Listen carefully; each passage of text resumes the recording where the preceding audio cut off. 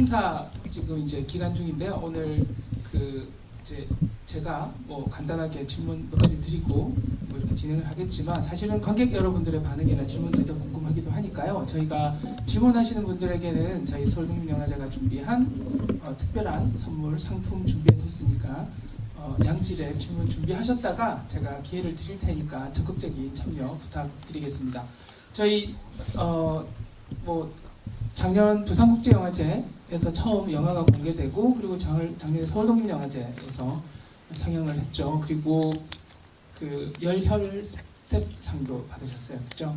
그리고 나서 이제 올해 개봉을 이제 준비를 하고 있는 굉장히 중요한 시점을 지나고 있습니다. 뭐 여러 질문을 받으셨겠지만, 그리고 정보를 알고 계시는 분들도 계시겠지만, 이 영화의 시작은 원래 원작 에세이가 있습니다, 그죠?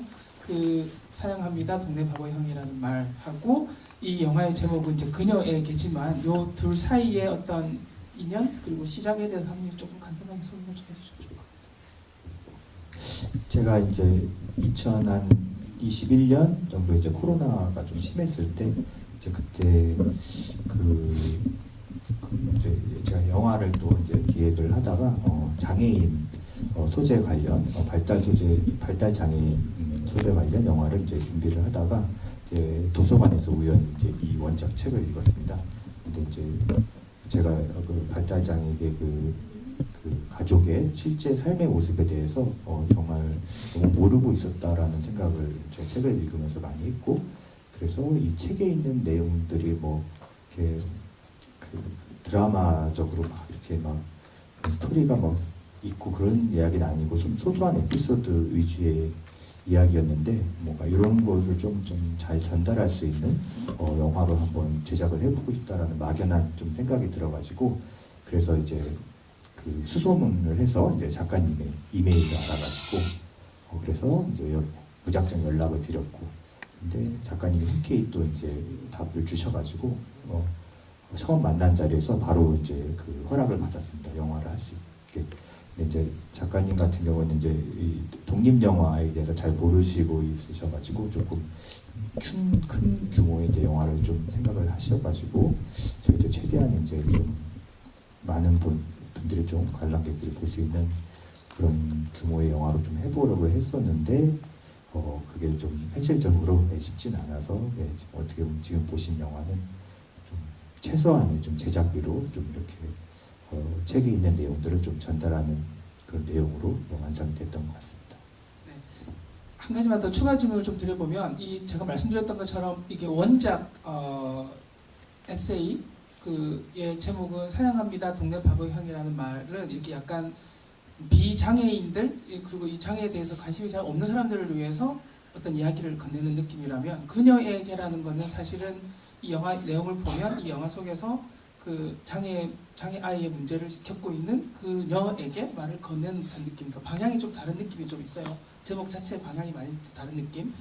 제가 알기로는 이게 원작 에세이의 어떤 한 마지막 챕터의 제목에서 나오지 않았을까. 그리고 그런 차이, 어떤 제목이 좀 달랐던 지점, 그리고 이게 또 영어 제목은 또 완전히 또 다른 의미가 있는 것 같아서 뭔가 감독님이 제목 가지고 고민을 되게 많이 하셨을 것 같다라는 인상을 좀 받았습니다. 그래서 이 영어 제목은 블레서라고 해서 아마 그 김수환 형 나온 어떤 그런 등장을 하면서 어떤 종교적인 어떤 그런 영성과 좀 관련 있는 내용이 같기도 하죠. 제목, 영화의 대사에 나오는 것처럼 그 축복받았다라는 느낌, 그걸 알게 된다면 그런 거랑 좀 관련이 있을 것 같아서 이 제목 가지고 고민이 되게 좀 많으셨을 것 같아요. 그런 거 조금 소개해 주시면 좋을 것 같아요. 네, 제가 이 책을 읽고서 시나리오 초고를 좀 빨리 썼습니다. 2-3주 만에 이제 썼었고, 말씀 방금 해주셨는데 그 책의 마지막 챕터 내용이 아이의 장애를 알게 된 그녀에게라는 소제목이 붙은 챕터가 마지막 챕터였고, 저희 영화에 보면은 이제 그 은별 역할에 그 배우가 이제 아이가 장애 판정을 받았다라고 이제 전화를 어느 날 걸어오는 그런 이제 에피소드가 나오는데, 그게 이제 그 원작 책에서도 그 마지막 챕터의 원작 그 내용이었습니다. 그래서 이제 그거를 이제 그 내용을 이제 제가 읽으면서 마지막 챕터를 읽으면서 결정적으로 제가 이것을 뭔가 영화화 하고 싶다라는 생각이 들었습니다. 영화의 마무리로서 이제 뭔가 이런 얘기를 자기 뭐 지인에게 해주는 그런 스토리로 영화가 마무리되는 영화가 좀 떠올랐고, 그래서 이제 그 초고를 썼을 때 그 이제 가제처럼 이제 지었던 제목이 그 마지막 챕터의 끝에 이제 그녀에게만 떼와가지고 이제 제목을 졌었는데, 그 뒤로 이제 뭐 여러 가지 이제 제목 안들이 많이 있었습니다. 그 방금 말씀하셨던 그 김수환 추기경 같은 에피소드 같은 것도 원작 책에 이제 거의 그대로 있었던 내용인데, 거기서 아이의 장애가 축복일 수 있다, 뭔가 이런 식의 이제 내용이 책에 나오는데, 거기서 이제 좀 착안을 얻어가지고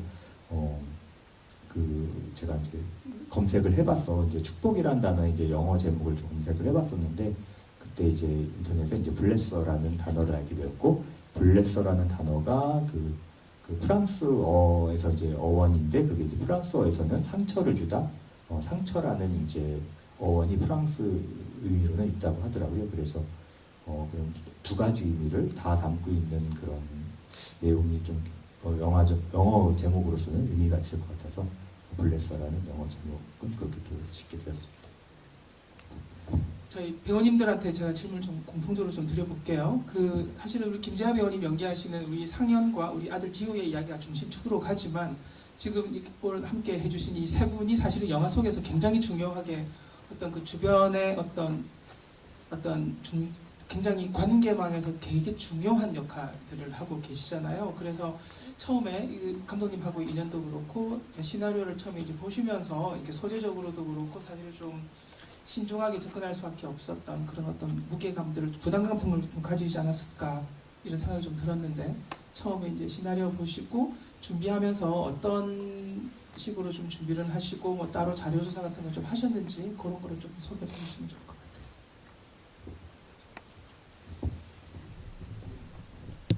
같아요. 처음 그 감독님과 만나게 됐던 계기는 제가 김재화 배우하고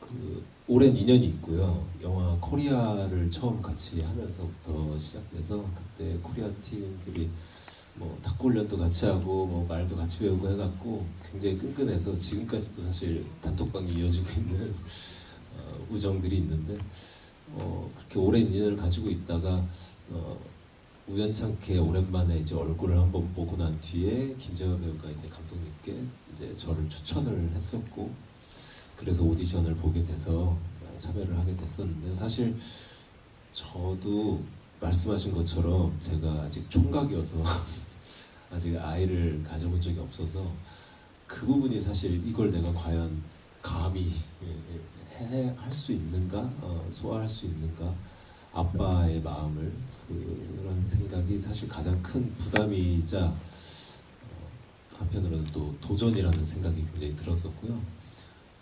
근데 작품이 우선 그 보내주신 시나리오도 보고 그다음에 원작도 찾아 읽었지만, 작품이 전하고자 하는 메시지와 아까 감독님 말씀처럼 저도 주변에 분명히 제 주변에 발달장애인 친구들을 가족으로 둔 사람들이 있는데 제가 너무 몰랐구나, 너무 무관심했었구나라는 생각을 되게 많이 하게 되면서 이 좋은 작품에 제가 조금이라도 뭔가 도움이 되고 싶다라는 생각으로 도전해보게 됐었고요. 나름에는 뭐 감독님께서 보내주신 어떤 영상들도 많이 참고했고, 책도 찾아보기도 하고, 주변의 얘기도 들으면서 최선을 다해보려고 노력했던 것 같습니다. 네, 저는 그 오디션을 통해서 작품을 하게 되었고요. 이제 오디션 볼 때 그 은별 역을 제가 오디션을 봤는데, 아무래도 저는 사실 아직 결혼도 하지 않았고 아이도 없기 때문에 과연 내가 이런 부분에 공감하고 표현할 수 있을까라는 두려움이 있었어요. 근데 이제 또 오디션 때 이 내용상에서 어떤 그 장애인에 대한 부분들을 대화를 감독님과 할 때 제가 작품 속에서 나오지만 이제 그 활동 보조에 대한 이야기가 나와요. 근데 제가 실제로 그 활동 보조 관련된 것을 교육을 이수한 적이 있고 또 그 경험이 있어서 그런 이야기를 좀 나눌 수 있었고, 그렇게 가깝게 저는 그래도 장애인 가족들을 조금 볼 수 있는 환경이었어요.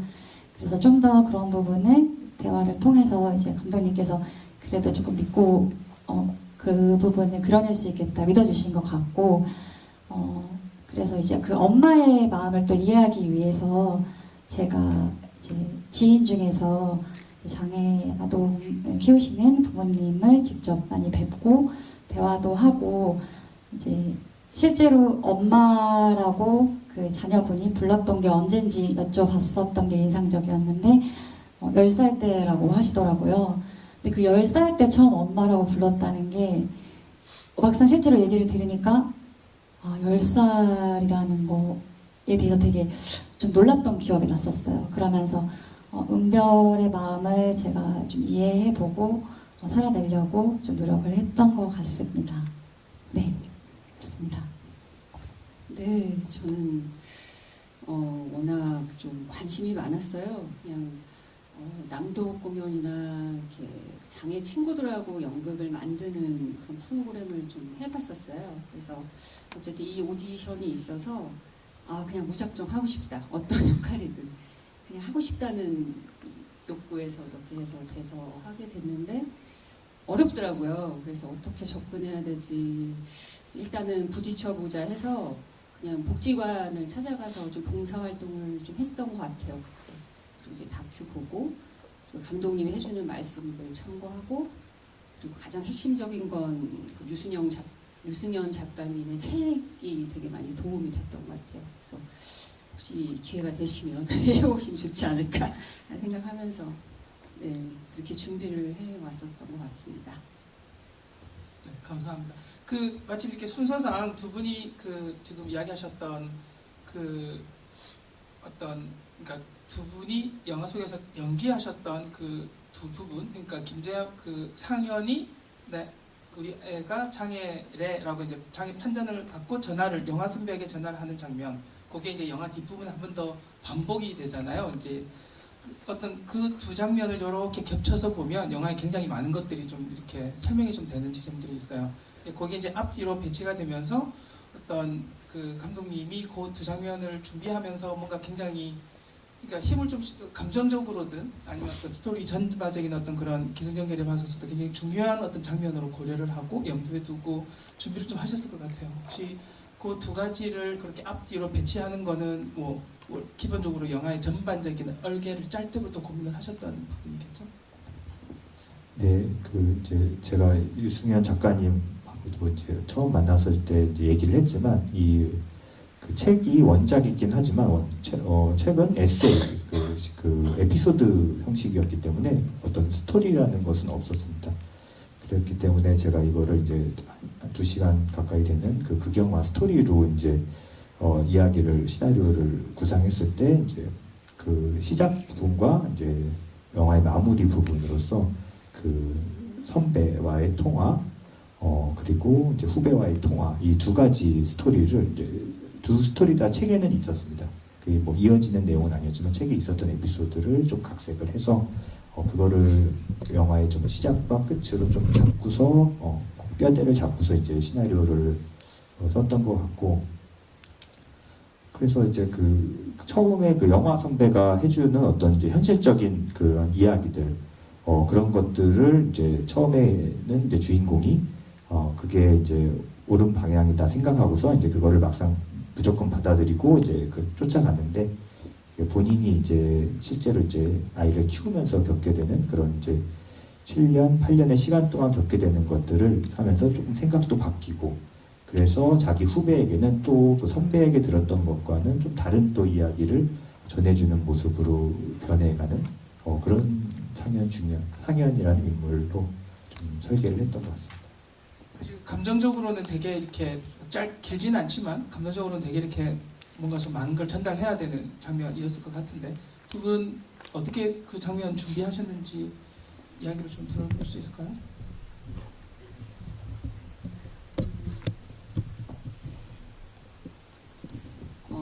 감독님하고도 말씀을 좀 많이 나눴었고요. 의견에 대해서 소개하면서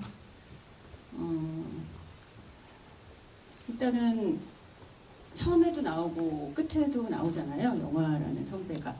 그랬을 때 영화도 이제 다운 증후군 자녀를 키우는 엄마로서 굉장히 올인을 한 아이를 어떻게든 그래도 초등학교 수준의 지능은 되어야 엄마가 가고 나도 이렇게 좀 생활할 수 있는 그런 터전이 되지 않을까 싶어서 그런 어떤 사회적으로 그런 카드, 뭐 바우처 카드, 뭐 지금 희망이 든 카드 발급부터 모든 걸 다 전달을 해줘요. 예, 이제 상현한테. 그러고 나서 나중에 근데 정작 본인의 삶을 살지 못해서 이렇게 병이 나버리는. 나중에는 그걸 깨닫고 상현에게 네 삶을 살아 라는 말을 하게 되는데요. 어쨌든 네 자신의 삶을 살아라 그 말이 좀 핵심적인 말이라 좀 아주 중요한 이 영화의 핵심인 주제인 것 같고 그래서 사실은 감정적으로는 상현에게 이렇게 그렇게 정리되고 무언가 이게 옳은 일이다 옳은 길이다라고 얘기를 해주지만 정작 자신이 힘들었던 감정적으로 그리고 사실은 그 장애도라는 말이 있긴 한데요. 장애 알을 키우게 돼서 그 섬에 갇혀버리는 그래서 그걸 매몰된 어떤 그런 감정의 혼란을 겪는 그런 인물로 이렇게 조금 또 감독님하고 상의해서 접근을 했던 것 같아요. 그때. 네. 은별 같은 경우에는 그 가까이 있는 그녀를 또 상징하는 인물이라고 생각을 했어요. 그래서 되게 조금 멀리 있는 이야기 같기도 하지만 사실은 그녀들이 우리 주변에 있을 수 있고 이제 그랬을 때 이 영화를 보고서 우리가 만약에 또 다른 그녀를 만났을 때 조금은 그래도 따뜻하게 이렇게 바라봐줄 수 있게끔 네 그렇게 될 수 있는데 좀 보탬이 되게끔 연기를 하고 싶었고 그래서 그 은별의 그 5만 가지 감정들이 이제 펼쳐지는 장면들이 있는데 거기서 이제 그 감정들을 최대한 좀 저도 많이 공감하고 또 대신 몸으로 살아내려고 다큐 보기도 하고 아까 말씀드렸던 것처럼 가까이에서 많이 또 그런 것들을 물어보고 관찰하기도 하고 또 일기를 써보기도 하면서 연기를 준비를 했던 것 같습니다. 우리 그 송도연 배우님이 연기하셨던 남편 진명 같은 경우는 사실은 되게 좀 좋은 남편이라고 그죠? 현실적으로 봤을 때는 뭐 그렇게 보일 수 있는 지점이 분명히 있을 것 같아요. 근데 영화가 이제 한 10년 정도의 시기를 이제 이렇게 지나가는데 그 아들 지우의 그 성장 과정 그리고 이제 만나지는 의사, 병원, 학교 쭉 과정을 따라가다 보면 사실 남자가 거의 등장하지 않습니다. 영화 전반적으로 만나지는 사람들이 다 거의 여성들이에요. 이게 그래서 보면 이게 양육의 문제라는 게 아직까지 여전히 이게 장애 아이의 문제로 가더라도 여전히 이렇게 남녀 어떤 전통적인 어떤 남녀 구분으로 이렇게 구분되어 있구나라는 느낌까지 제가 좀 받았었는데요. 우리 송대호 배우님이 보실 때 이 남편 진명은 어떤 사람이었을까요? 말씀하신 대로 사실 진명이 뭐 그 남편의 역할이 부각되어서 그려지는 영화는 아니기 때문에 어떻게 보면 감독님하고 얘기를 나누고 실제 작가님과 남편분을 실제 뵙고 얘기 나누고 하면서 어떤 상상을 더해서 저도 생각을 했던 것 같은데요. 진명이라는 사람이 어떤 사람이었냐보다 저는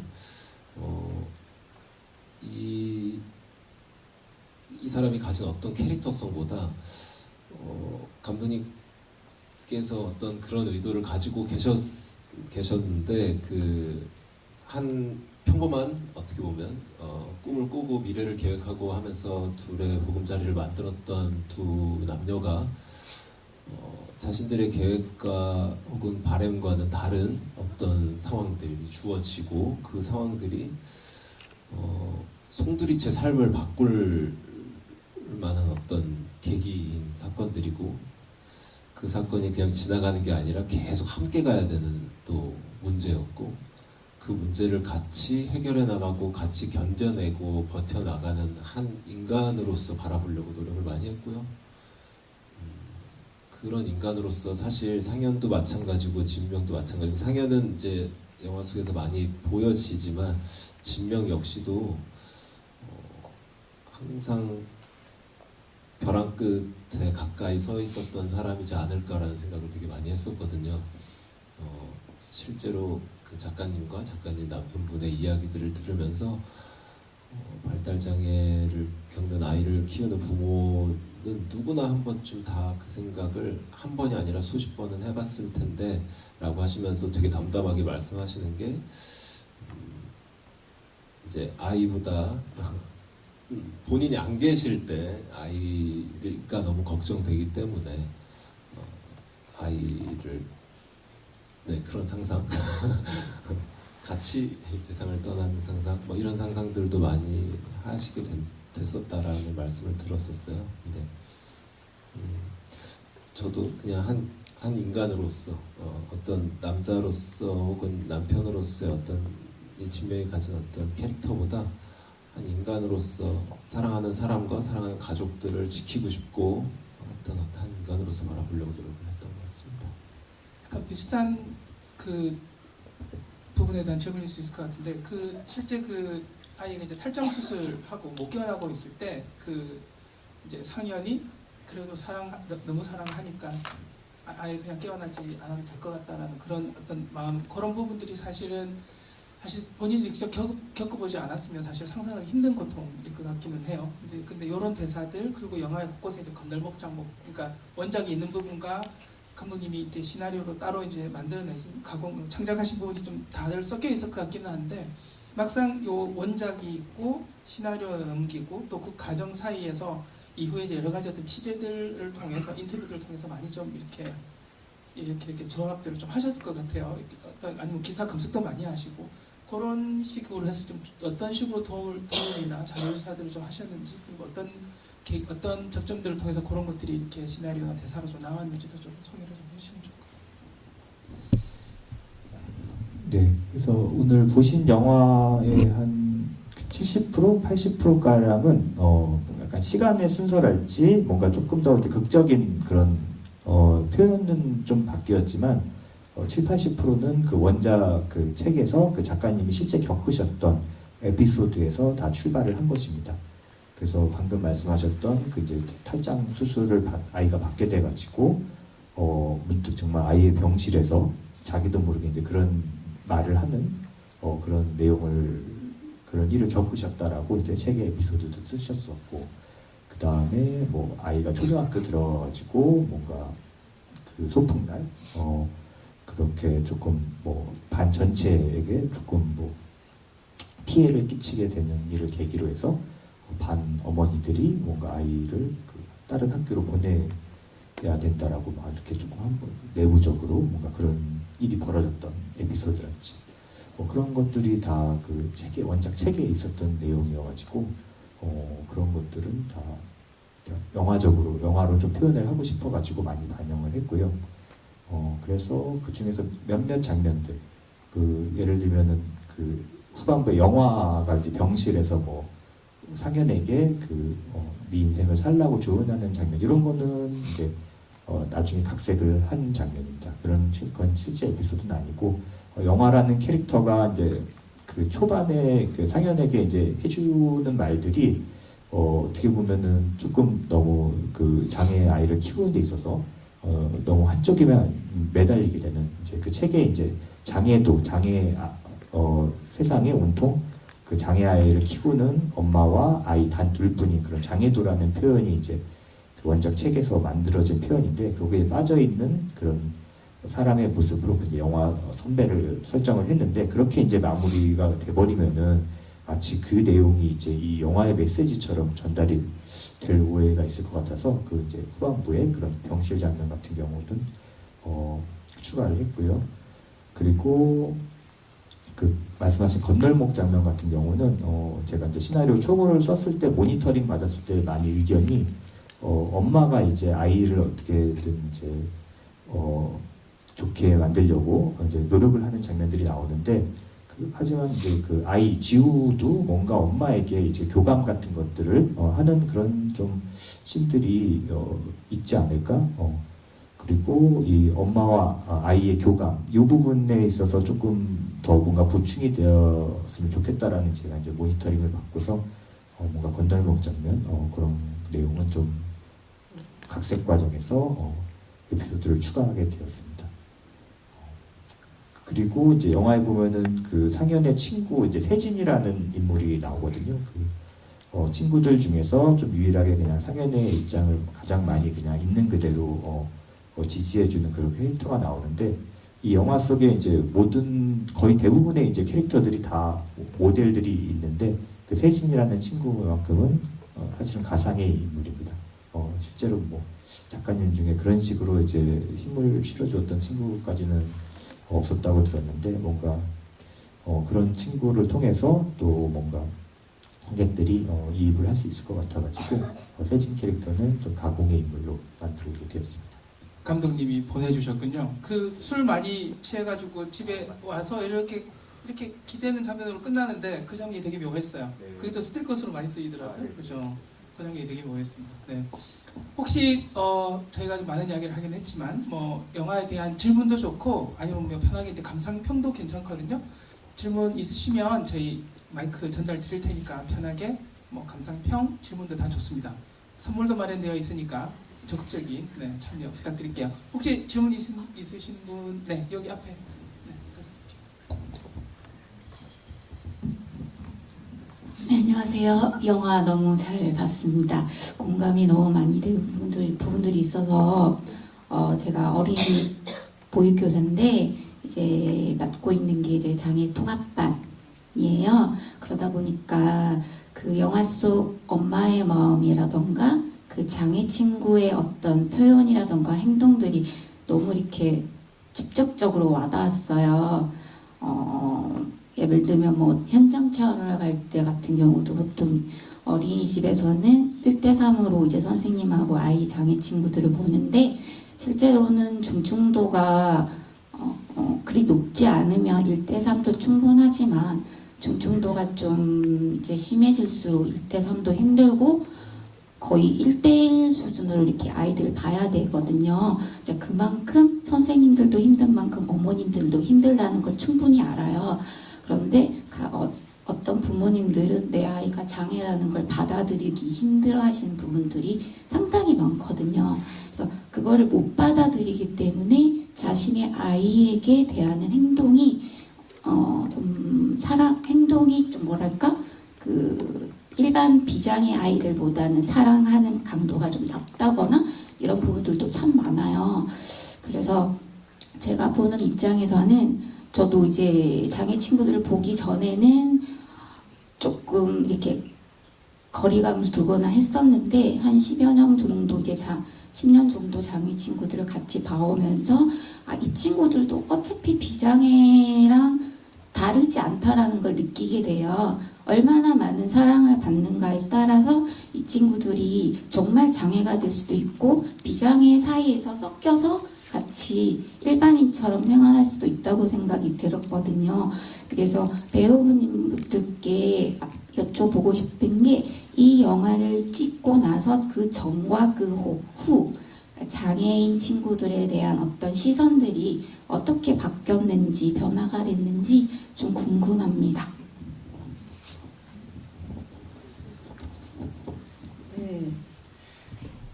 그 전에는 장애인 분들이나 장애한 친구들을 보면 그냥 무조건 내가 도와줘야지.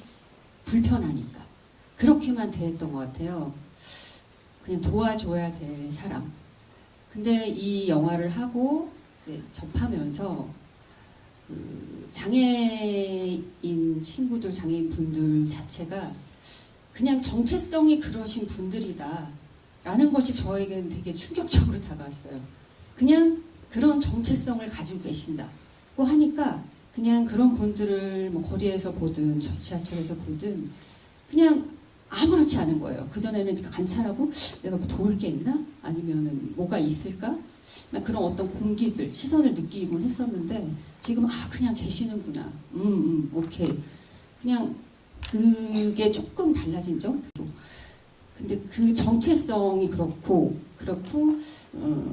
이 같은 우주에 살면서 그냥 어린 왕자 같은 마음이 있을 뿐이다. 그분한테. 그리고 그분이 사회에 적응하는 속도가 조금 다를 뿐이다. 라는 어떤 것이 좀 되게 크게 다가오고 굉장히 보람된. 그래서 제가 여기를 오늘 왜 왔을까를 생각했을 때 사실 재화 선배님이 있어야 되는데 라는 생각도 했었지만 왜 왔을까 했을 때 어떤 시선과 편견이 조금이라도 달라질 수 없을까라는 작은 소망에서 온 것 같습니다. 네.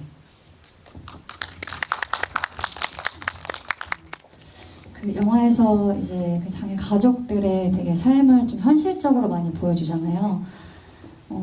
그걸 그냥 되게 뭔가 힘들겠지라고 막연하게 생각을 했었는데 저도 영화를 오늘 또 다시 보면서 이게 현실적으로 정말 뭐 하나 메꾸면 또 터지고 물론 육아를 한다는 자체가 그렇긴 하겠지만 조금 더 특수한 상황들이 계속 펼쳐지고 이런 걸 보면서 그 가족들에 대해서 내가 그냥 조금 좀 힘들겠다 이렇게 가볍게 생각했던 마음에서 그래도 지금은 조금은 더 그 바라보는 거에 있어서 조금은 따뜻해지고 조금은 넉넉하게 볼 수 있는 힘이 생기지 않았나? 네, 라는 생각이 들었습니다. 네. 저도 배우님들하고 비슷한데요. 저도 이 작품을 만나고 작품 때문에 감독님께서 보내주신 자료들도 찾아보고 하면서 가장 조금 충격적으로 다가왔던 게 그 원작에서 읽으면서도 되게 느꼈지만 저는 사실 그런 발달 장애나 그런 장애를 가진 친구들을 낳게 되는 그게 어떤 다른 요인이 있는 줄 알았어요. 그게 어떤 유전적 요인이든 뭐든. 그래서 전혀 저한테 일어날 수도 있는 일이라고는 생각을 못하고 살았던 것 같아요. 근데 이 일은 누구에게나 일어날 수도 있는 일이라는 걸 알게 되었고 어떤 의사 선생님 표현으로는 마치 하늘에서 벼락이 떨어지는 것과 비슷한 확률이라고 하시더라고요. 그러니까 예측할 수도 없고 유전적 요인이나 환경적 요인이 전혀 문제가 없는데도 불구하고 복불복처럼 태어날 수 있는 거고 장애 아이가 그렇다면 나한테 그런 일이 벌어진다면 내가 정말 감당하고 이걸 안고 살아갈 수 있을까에 대한 질문을 태어나서 처음으로 저한테 스스로한테 던져봤었던 것 같고요. 아까 말씀하신 것처럼 저도 이 영화를 참여하고 하면서 이거는 어떤 다른 무언가가 아닌 그 사람의 그냥 정체성 조금 흑인이 있고 백인이 있고 저희 같은 동양인이 있는 것처럼 그냥 그렇게 태어난 어떤 사람인데 우리랑 어떻게 보면 무늬들이 다 제각각인 각자의 사람들이라는 생각으로 바라보려고 노력하고 있고 그러다 보니까 근데 정말 좀 거짓말처럼 노력하면서 바라보다 보니까 지금은 되게 많이 자연스러워졌어요. 제 스스로가. 그래서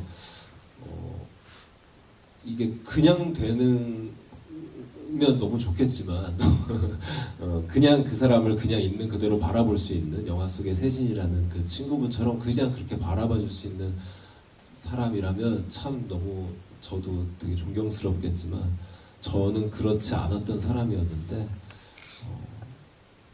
오히려 아까 불편하게 바라보던 의식이 더 강했었던 것 같은데 저도 많은 변화가 있고 지금도 있다고 느껴집니다. 그래서 아마 이 영화를 보신 분들에게도 그런 아주 작은 변화들이 일어났으면 좋겠다는 마음이 되게 간절합니다. 네. 혹시 또 다른 질문 있으면 하나 정도는 더 받아볼 수 있을 것 같은데 혹시 있으세요? 없으면 제가 그냥 할까요? 네. 그 사실 방금 말씀하셨던 이 맥락이 사실 좀 중요할 것 같아요. 물론 이제 영화가 다루고 있는 소재도 있고 그 소재의 중요성, 뭐 사회적인 맥락이라는 것도 있지만 사실은 더 많이 좀 우리가 그러니까 그 일상생활에서 좀 더 많이 접촉을 하고 서로 많이 또 이렇게 접촉을 하다 보면 그 이런 부분이 좀 더 많이 이제 익숙해지고 별로 문제가 없을 것 같은데 많이 좀 덜해질 것 같은데 저희가 이제 굉장히 오랫동안 집안에 이제 장애 아이가 있거나 그러면 계속 격리하려고 하고 안 내보내려고 하고 이러다 보니 우리가 일상생활에서 잘 안 만나지기도 하고 그래서 사실 저희가 만나면 어떻게 대해야 될지도 잘 모르는 것 같기도 하고 특히 이제 근래 같은 경우는 제가 아까 감독님들 잘 말씀드렸지만 이게 몇 년 전에 그 학교 가는 길이라는 다큐멘터리에도 나오긴 하지만 이 강서구에서 그 특수학교 지으려고 부지를 마련했는데 그 동네 국회의원 나오신 분이 여기가 허준이 태어난 곳이라서 허준 한방병원을 짓겠다 그래가지고 한번 난리가 나서 어머님들이 그때 무릎 꿇은 사건 기억나시죠? 근데 이게 8년이 지났는데 저 지난 며칠 전에 그 성동구에서 똑같은 일이 생겼죠. 그 특수학교를 짓겠다고 그 부지 신청을 했는데 학고 이제 신청을 했는데 그 또 나오신 국회의원분이 거기다가 특목고 유치하겠다고 그래가지고 어머님들이 길바닥에서 다시 무릎을 꿇으셨죠. 며칠 전에 검색해 보시면 나올 텐데 아직까지 우리가 그 아직 많이 멀었습니다. 굉장히 이렇게 반문명적이고 이렇게 이런 인식밖에 못하고 있는 그런 사회를 저희가 살고 있어서 이런 영화들이 좀 더 중요하지 않을까라는 생각을 합니다. 사실은 마무리를 좀 해볼까 하면서 제가 약간 너무 거대한 이야기를 하긴 했지만 우리가 이제 사실 영화 속에서 그 상현이 던지는 대사가 굉장히 저는 우리의 어떤 민낯이라고 생각을 해요. 그 내 아이는 비록 장애인이지만 내가 300만 이상 들여서 이 아이 서울대 보내고 하버드 보내서 의형으로 키울 거야. 뭐 이런 느낌인 거잖아요 지금. 그래서 이게 현실하고 많이 거리가 있긴 하지만 우리가 좀 더 현실을 똑바로 인지를 하고 그리고 그 인식을 좀 하고 우리가 좀 더 이렇게 편하게 일상생활에서 이들과 접촉을 한다면 이런 것들이 좀 많이 좀 덜해지지 않을까라고 제가 감히 생각을 해봅니다. 이런 점에서 또 영화가 가지는 메시지가 굉장히 명확하다고 생각을 하고요. 이게 이제 영화가 올해 개봉을 해야 되는 시점이라서 이제 준비를 해서 해야 되겠죠. 그래서 개봉 준비하느라고 좀 힘들 것 같긴 한데 그런 점에서 오신 관객분들 그리고 감독님도 그런 부분에 관련해서 조금 홍보도 좀 해주시고 배우님들도 그런 점에서 인사하시면서 홍보를 좀 부탁드릴게요. 예, 저희 영화가 지금 오늘 저희 이제 홍보팀 100팀 실장님들도 오셔가지고 회의를 했는데 파이팅! 파이팅! 우리 목표는 이제 올해 추석 영화로 개봉을 하자. 그래서 좀 가족분들이 많이 오실 수 있게. 그래서 저는 이제 이런 장애인 소재 영화들이 이제 그 관객층이 좀 국한돼 있는 것 같은데 저는 오히려 이제 비장애인 가족분들이 좀 많이 볼 수 있는 그런 영화로 이 영화가 좀 소개가 됐으면 좋겠어서 여기 오신 그 관객님들 다 이제 저희 영화를 보셨기 때문에 저희 영화를 앞으로 좀 많이 좀 소개하는데 많이 역할을 좀 해주시지 않을까 생각이 들고 이제 한 추석이면 한 5개월 정도, 5, 6개월 남았는데 그때까지 잘 준비해서 이제 추석 때 이제 영화 개봉을 하면은 많이 주변에 좀 말씀을 좀 좋은 말씀을 전해주시겠으면 좋겠습니다. 그럼 와주셔서 감사합니다.